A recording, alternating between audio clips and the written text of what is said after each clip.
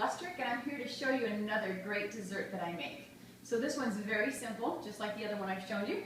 And what I'm going to use is organic apples. Again, I always use organic products. They're free of pesticides, growth hormones, weird stuff that people put in all sorts of our food. If they're not genetically modified, so that you're getting the cleanest possible product ever. I find that when you eat organic, it has a lot more flavor too. So you tend to eat less because there's more vitamins and minerals, and the flavor's there, so it's more satisfying. So what I'm going to do is I'm going to bake apples. Now, the 3 best baked apples, according to Bon Appetit, is Granny Smith, there's the Honeycrisp, there's one called a Mutsu, M-U-T-S-U, and what I'm using is the Pink Lady. So the Pink Lady I like the color of it. It has a little bit of a variety to it. The texture's fun, it's crisp.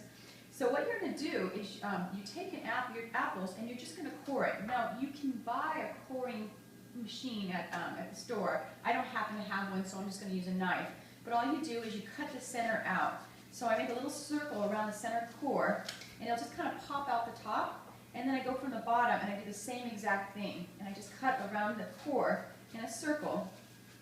And again, that will pop off the top again at the bottom part. And then I go through it with the knife, so I finish up the center by just cutting a hole in it by using a knife. So this is just a simple knife. Steak knife would work too. Don't have to get too fancy. You just want to make sure that you get all the seeds out of the center.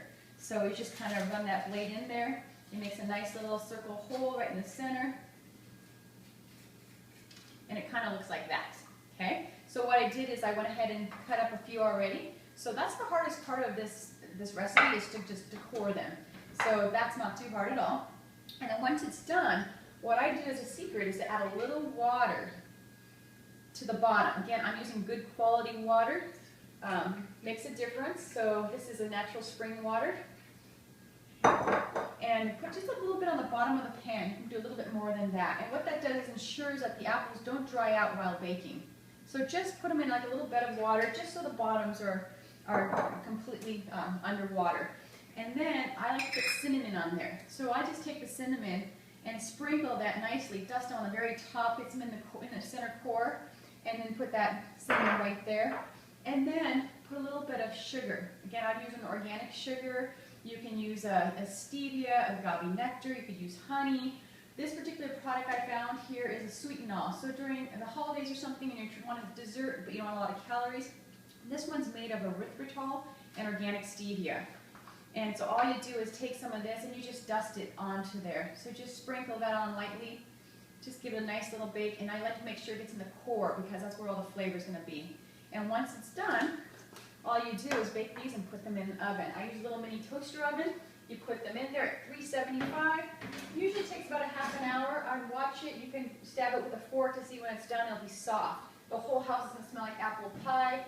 You can finish it up with a nice little bit of dollop of a True Whip or a little bit of coconut milk as well. You can eat them whole. You can chop them up and put them in a bowl. Another thing I like to do sometimes, if I'm making some pancakes or something in the morning, you can chop these up and put them on top of some pancakes in the morning, make a really nice breakfast as well.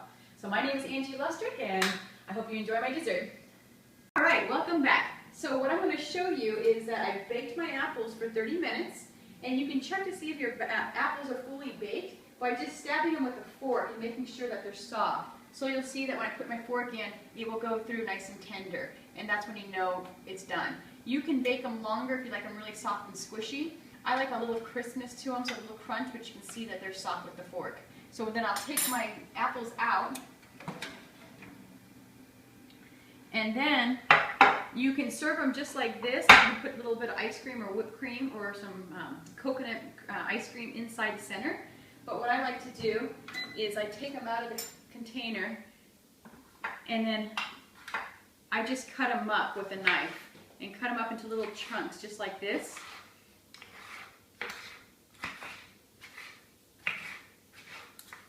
It smells so good. I wish you could smell my kitchen right now. It smells like full-on apple pie. And then all I do is take a little bowl, scrape them right into a little bowl for serving.